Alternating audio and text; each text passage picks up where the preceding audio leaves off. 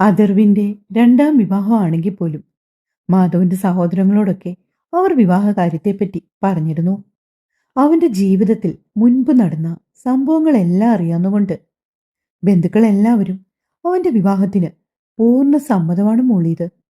പിന്നെ അവരെല്ലാവരും അത്യാവശ്യം തിരക്കുള്ള ആളുകൾ ആയതുകൊണ്ട് തന്നെ പെൺകുട്ടിയെപ്പറ്റി ഒന്നും കൂടുതൽ അന്വേഷിക്കാൻ നിന്നില്ല. ഇന്ദിരയ്ക്കും അതൊരു അനുഗ്രഹമായി തോന്നി. പതിവ് പോലെ സ്കൂളിൽ നിന്ന് വരുന്ന ആര്യനെ കാത്ത് ഗേറ്റിന്റെ അരികിൽ നിൽക്കുകയാണ് ഇന്ദിര. ഗേറ്റ് കടന്ന് ആര്യനകത്തേക്ക് കയറി. ഇന്ദിര അവന്റെ ബാഗ് വാങ്ങി പിടിക്കാൻ ശ്രമിച്ചെങ്കിലും അവനത് കൊടുത്തില്ല. ബാഗിങ്ങി താമോനെ, നല്ല ഭാരമുണ്ട് ബാഗിന്. വേണ്ട അമ്മൂമ്മ, പപ്പ പറഞ്ഞിട്ടുണ്ട് അമ്മൂമ്മയ്ക്ക് ഒരുപാട് വെയിറ്റ് ഒന്നും ഹോൾഡ് ചെയ്യാൻ പറ്റില്ലെന്ന്. നിന്റെ പപ്പ എങ്ങനെ പലതും പറയും, നീ ആ ബാഗിങ്ങി തന്നേ. അവർ ഇത്തിരി ബലമായി തന്നെ അവന്റെ കയ്യിൽ നിന്ന് ബാഗ് വാങ്ങി ആര്യനെയും കൂട്ടി അകത്തേക്ക് കയറി. അന്നൊരിക്കൽ വയ്യായിക ഉണ്ടായതിനു ശേഷം ആര്യൻ അവന്റെ ബാഗൊന്നും ഇന്ദിരയുടെ കയ്യിൽ കൊടുക്കാറില്ല. മറ്റൊന്നും കൊണ്ടല്ല, അവരെ കൊണ്ട് കട്ടിയുള്ളതൊന്നും ചെയ്യിക്കാതിരിക്കാൻ വേണ്ടി അഥർവ് പറഞ്ഞതാണത്. മോൻ വേഗം പോയി ഫ്രഷ് ആയിട്ട് വാ, അപ്പോഴേക്കും അമ്മൂമ്മ മോന് കഴിക്കാനുള്ള ആഹാരം എടുത്തു വെക്കാം. ആര്യൻ മുകളിലേക്ക് പോയി.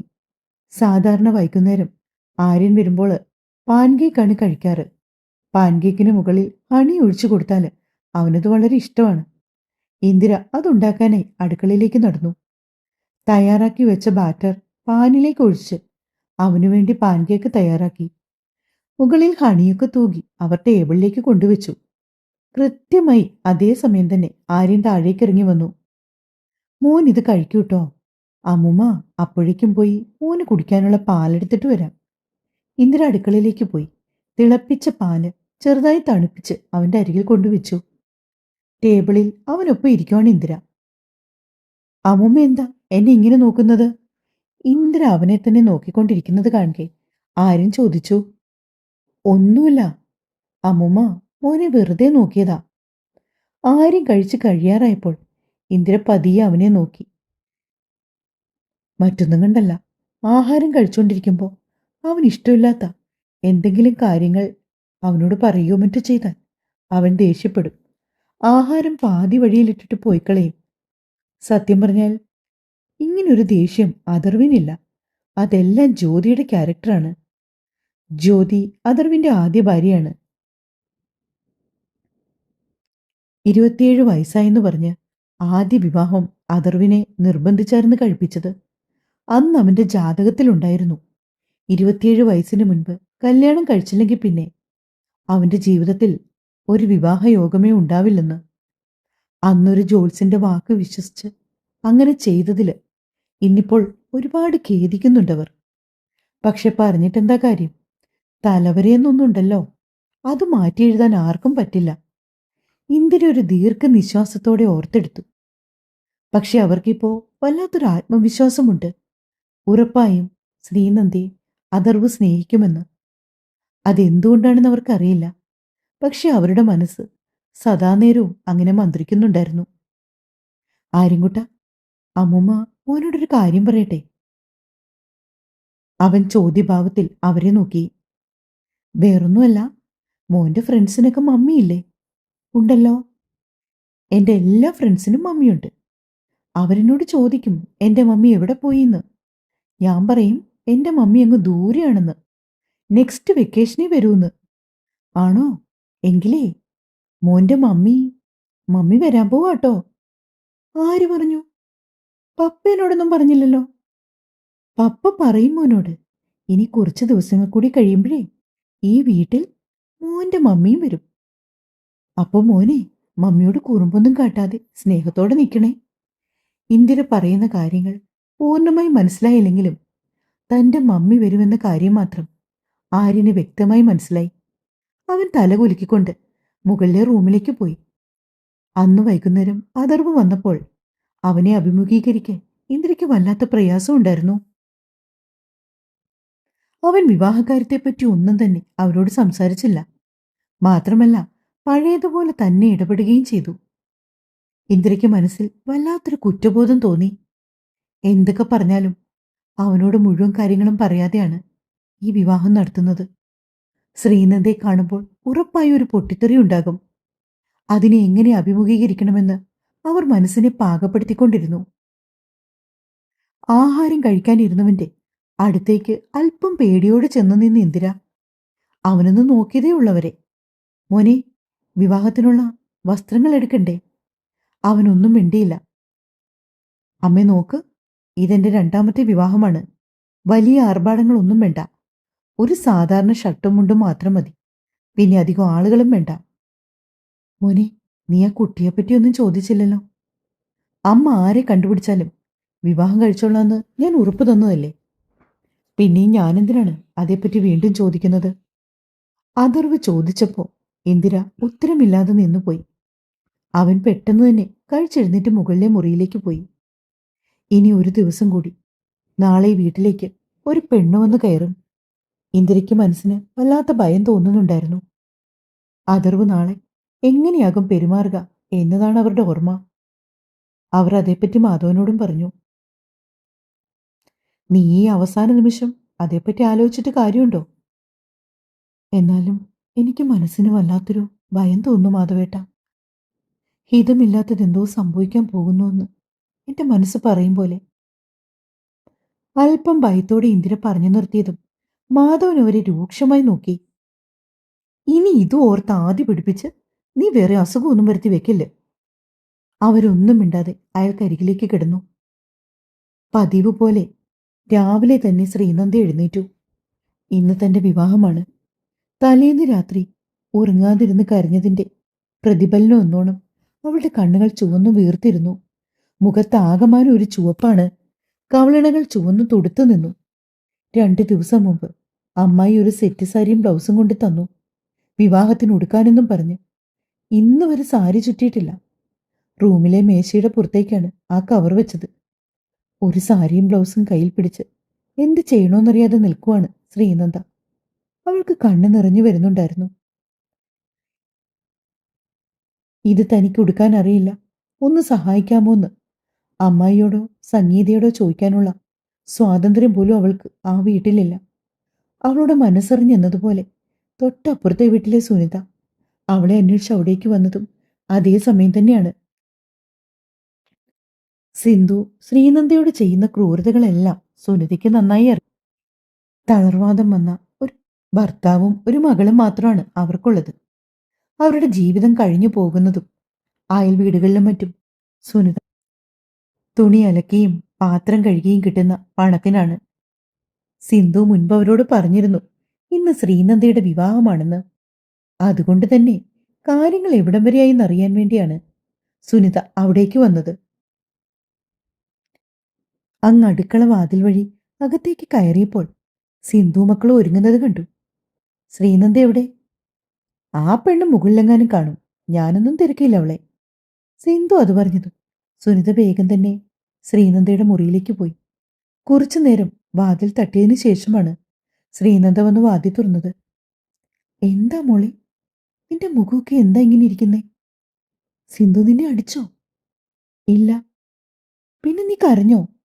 സുനിത അവളെ ചേർത്ത് പിടിച്ചുകൊണ്ട് അത് ചോദിച്ചപ്പോ ശ്രീനന്ദയ്ക്ക് തന്റെ കണ്ണീർ മറച്ചുവെക്കാനായില്ല. അവൾ അവരുടെ മുന്നിൽ പൊട്ടിക്കരഞ്ഞുപോയി. തന്റെ മകളുടെ പ്രായം പോലും ഇല്ലാത്ത പെൺകുട്ടി. അവളോട് വല്ലാത്ത അലിവ് തോന്നിപ്പോയി. മുൻപ് എപ്പോഴെങ്കിലുമൊക്കെ ആരും അറിയാതെ ശ്രീനന്ദയ്ക്ക് കഴിക്കാൻ എന്തെങ്കിലുമൊക്കെ കൊടുക്കാൻ ശ്രമിക്കുമ്പോൾ സിന്ധു അതിനെ പറഞ്ഞ് വിലക്കിയിട്ടുണ്ടായിരുന്നു. ഒരിക്കൽ താൻ കഷ്ടപ്പെട്ടുണ്ടാക്കിയ ഇലയപ്പം ശ്രീനന്ദയ്ക്ക് നൽകിയപ്പോൾ അത് അവളുടെ കയ്യിൽ നിന്ന് സിന്ധു പിടിച്ചു വാങ്ങി ദൂരേക്ക് വലിച്ചെറിഞ്ഞു കളഞ്ഞു. അതിനുശേഷമാണ് പിന്നീട് സുനിത ശ്രീനന്ദയ്ക്ക് ഒന്നും കൊടുക്കാതായത്. അങ്ങനെ സുനിത എന്തെങ്കിലും കൊടുക്കുന്ന ദിവസങ്ങളിൽ വല്ലവരും തന്നത് വാങ്ങിക്കഴിച്ചെന്നു പറഞ്ഞ് ശ്രീനന്ദയെ പൊതിരെ തല്ലാറുണ്ട് സിന്ധു. ആ ഓർമ്മ മനസ്സിലുള്ളതുകൊണ്ട് തന്നെ ഇനിയും താൻ കാരണം ആ പാവം പെൺകുട്ടിക്ക് വെറുതെ വഴക്ക് കേൾക്കണ്ടല്ലോ എന്ന് കരുതി സുനിത പിന്നെയും അവൾക്കൊന്നും കൊടുക്കാതായി. എവിടെയെങ്കിലും വെച്ച് കാണുമ്പോൾ ശ്രീനന്ദ ഒരു ചിരി സമ്മാനിക്കും. ബെഡിലൊരു സാരി വിടർത്തിയിട്ടിട്ടുണ്ട്. സാരി സാരി ഉടുക്കാൻ അറിയില്ലേച്ചി? ഒരു വിതുമ്പലോട് ശ്രീനന്ദ പറഞ്ഞപ്പോൾ സുനിതയ്ക്ക് ചങ്ക് തകർന്ന പോലെ തോന്നി. ഒന്നും അറിയാത്ത ഈ കൊച്ചിനോട് ഈ ക്രൂരതകളെല്ലാം ചെയ്യുന്നതിന് സിന്ധു എന്തൊക്കെ അനുഭവിച്ചാൽ മതിയാകും? സുനിത മനസ്സിൽ ഓർത്തുകൊണ്ട് സീനന്ദിയെ സാരി ഉടുപ്പിച്ചു. അവളെപ്പോലെ ഒരാൾക്ക് കൂടി കയറാൻ പാകത്തിനുള്ള ഒരു ബ്ലൗസ്. സത്യം പറഞ്ഞാൽ ഒറ്റ നോട്ടത്തിൽ അത് കാണുന്ന ആർക്കും മനസ്സിലാകും സിന്ധു അത് മനഃപൂർവ്വം ചെയ്തതാണെന്ന്. കാരണം അവരുടെ മക്കളെക്കാൾ വണ്ണം കുറഞ്ഞ ഒരു കൊച്ചു പെണ്ണിന് ഇത്രയും വലിയ ബ്ലൗസ് കൊണ്ട് കൊടുക്കുമ്പോൾ തന്നെ ഊഹിക്കാവുന്നതല്ലേ ഉള്ളൂ സിന്ധുവിന്റെ മനസ്സിലെ ദുഷിപ്പ് എത്രമാത്രം ഉണ്ടെന്ന്. തന്നേക്കാൾ വലിയൊരു ബ്ലൗസും ഇട്ട് നിൽക്കുന്ന ആ പാവം പെൺകുട്ടിയോട് എന്തെന്നില്ലാത്ത അലിവ് തോന്നിപ്പോയി സുനിതയ്ക്ക് ആ നിമിഷം. ഈ ബ്ലൗസ് ഭയങ്കര വലുതാ ചേച്ചി, ഇതിന്റെ സൈഡില് പിന്ന് കുത്തിത്തരാട്ടോ. അത് പറയുന്നതോടൊപ്പം തന്നെ സിന്ധു നൈറ്റിയുടെ മുൻപിൽ കുത്തിയിരുന്ന പിന്നടിച്ച് ഒരുവിധം അവളുടെ ബ്ലൗസിലേക്ക് ചേർത്ത് കുത്തി. ഒഴിഞ്ഞ കഴുത്തും ഒഴിഞ്ഞ കൈയും കാതിൽ മാത്രം നേർത്ത കുഞ്ഞു പൊട്ടുപോലെ ഒരു കമ്മലും ഉണ്ട്.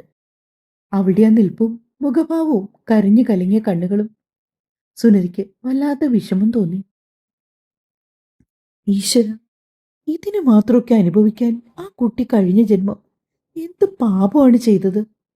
ഭഗവാനെ, ഇനിയെങ്കിലും അതിന് നല്ലൊരു ജീവിതം നൽകണേ. സുനിത മനസ്സുരുകി പ്രാർത്ഥിച്ചു. മോൾക്ക് വളയൊന്നുമില്ലേ, കുപ്പിവളകൾ?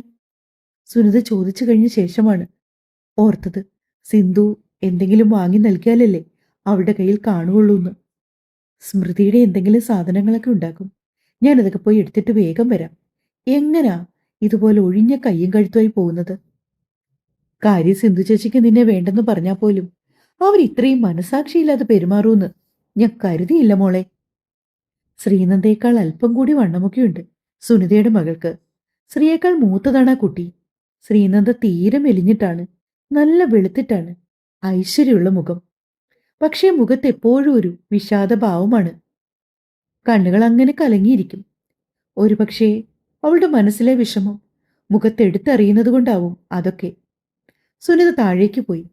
ശ്രീനന്ദ എന്തൊക്കെയോ ആലോചനകളോടെ ജനലഴിയിൽ കൈചേർത്ത് അപ്പുറത്ത് തെളിഞ്ഞു കാണുന്ന പറമ്പിലേക്ക് നോക്കി നിൽക്കുകയായിരുന്നു. ഡി! അപ്പോഴാണ് സിന്ധുവിന്റെ അലർച്ച അവിടെ മുഴങ്ങിയത്. നീ എന്തൊക്കെയടിയാ സുനിതയോട് പറഞ്ഞു കൊടുത്തത്? എന്നെ കണ്ടപ്പോ അവൾ മുഖം വീർപ്പിച്ച് ഒറ്റ പോക്ക്. നീ എന്താടിയാ സത്യം അവളോട് പറഞ്ഞത്? ശ്രീനന്ദ കെട്ടി ഒതുക്കി വെച്ചിരുന്ന മുടിയിൽ പിടിച്ച് വലിച്ചുകൊണ്ട് സിന്ധു ചോദിച്ചു. ശ്രീനന്ദയ്ക്ക് തലവേദനിച്ചു. പണ്ട് 10ാം ക്ലാസ്സിൽ പരീക്ഷയ്ക്ക് പോയപ്പോഴും ഇങ്ങനെയായിരുന്നു. താൻ സന്തോഷത്തോടെ പരീക്ഷ എഴുതാതിരിക്കാൻ വേണ്ടി മനഃപൂർവ്വം എന്തൊക്കെയോ കാരണങ്ങൾ പറഞ്ഞ് അടിക്കുകയും ഇതുപോലെ മുടിയിൽ പിടിച്ച് വലിക്കുകയും ഒക്കെ ചെയ്തിട്ട് പരീക്ഷ തുടങ്ങാനുള്ള സമയം അടുക്കാറായപ്പോഴാണ് താൻ ഓടിയലച്ച് ഒരുവിധം അഴിഞ്ഞുലിഞ്ഞ മുടികളുമായി പരീക്ഷാ ഹാളിലേക്ക് ചെന്ന് കയറി. അതേ അവസ്ഥ തന്നെയാണ് തന്നെ പിന്നെയും പിന്തുടരുന്നതെന്ന് ശ്രീനന്ദ ഓർത്തു. 18 വർഷം ജീവിച്ച ജീവിതത്തിൽ സന്തോഷം നിറഞ്ഞ ഓർമ്മകളെല്ലാം ഉണ്ടായിരുന്നത് 5 വയസ്സിന് മുമ്പായിരുന്നു. അതിനുശേഷം ജീവിതം പതിയെ പതിയെ നരകതുല്യമായി മാറുകയായിരുന്നു. ശ്രീനന്ദ മനസ്സിലോർത്തപ്പോഴേക്കും സുനിതയുടെ കാൽപെരുമാറ്റം സിന്ധു അവളുടെ മുറിക്ക് പുറത്തു കേട്ടു. സിന്ധു മുറിയിൽ നിന്ന് മാറാതെ അവിടെ തന്നെ നിൽക്കുകയാണ്. അവരെ കൈകൊണ്ട് അങ്ങനെ തള്ളി നീക്കിയിട്ട് സുനിത അകത്തേക്ക് കയറി. ദാ ഈ വളയിട്ടു. സ്മൃതിയുടെ വളകൾ ശ്രീനന്ദയുടെ കയ്യിലേക്ക് കൊടുക്കുന്ന നേരം തന്നെ സുനിതയും ശ്രദ്ധിക്കുന്നത് അഴിഞ്ഞുലിഞ്ഞു പോയ അവളുടെ മുടികളും കൈത്തൊടയിൽ ചുമന്നു കിടക്കുന്ന പാടുമൊക്കെ. എന്താ സിന്ധു ചേച്ചി, നിങ്ങൾ പിന്നെ ഈ കുട്ടിയെ ഉപദ്രവിച്ചോ? ഇത് നിങ്ങളോട് എന്തു പാപം ചെയ്യാൻ വന്നു? എത്ര വേണ്ടെന്ന് വെച്ചിട്ടും സുനിതയ്ക്കത് ചോദിക്കാതിരിക്കാനായില്ല. അല്ലേ, കൊള്ളാലോ ഇത്. കണ്ട ബാല്യക്കാരികളൊക്കെ എന്റെ വീട്ടിൽ കയറി ഇറങ്ങിയിട്ട് എന്നെ ഉപദേശിക്കാറായോ? ഇറങ്ങടി പുറത്ത്. സുനിതയോട് ധാഷ്ട്യത്തോടെ സിന്ധു പറഞ്ഞു. മോളെ, ദാ ഈ വളകൾ ഇട്ടോ കയ്യിൽ. സ്മൃതിയുടെ വളകൾ ശ്രീനന്ദയുടെ കയ്യിലേക്ക് കൊടുത്ത് അവളെ ഒന്നുകൂടി ഓർമ്മിപ്പിച്ച ശേഷം സുനിത പുറത്തേക്കിറങ്ങി.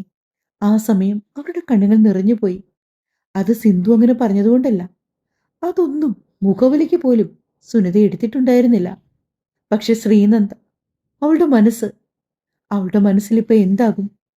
അങ്ങനെയുള്ള ചിന്തകളൊക്കെ ഓർമ്മ വന്നപ്പോൾ സുനിതയ്ക്ക് വല്ലാത്ത വിഷമം തോന്നി.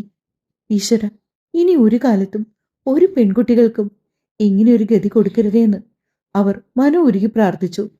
സുനിത താഴേക്കിറങ്ങിപ്പോയതും സിന്ധു ദേഷ്യത്തോടെ ശ്രീനന്ദയുടെ അരികിലേക്ക് ഓടി വന്നു. ഓ, കൈ നിറച്ച് വളയിട്ടാലേ ഭൂലോക രംഭ ഇവിടുന്ന് കെട്ടിയെഴുന്നള്ളി ഇറങ്ങത്തുള്ളൂ. ഇങ്ങോട്ട് താടി. അതും പറഞ്ഞ് ഒറ്റ വലിക്ക് അവളുടെ കയ്യിൽ നിന്ന് വളകളെല്ലാം കൂടി വാങ്ങി മുറിയുടെ കോണിലേക്ക് ഒറ്റ ഏറുവെച്ചു കൊടുത്തു. ആ സമയം ഒന്നും പറയാനാവാതെ നോക്കി നിൽക്കാൻ മാത്രമേ ശ്രീനന്ദയ്ക്ക് കഴിഞ്ഞുള്ളൂ. പക്ഷെ അവളുടെ കണ്ണിൽ നിന്നും നീർത്തുള്ളികൾ ഒന്നൊന്നായി ഇറ്റിറ്റ് താഴേക്ക് വീണുകൊണ്ടേയിരുന്നു. അവൾ ഒന്നും മിണ്ടിയില്ല.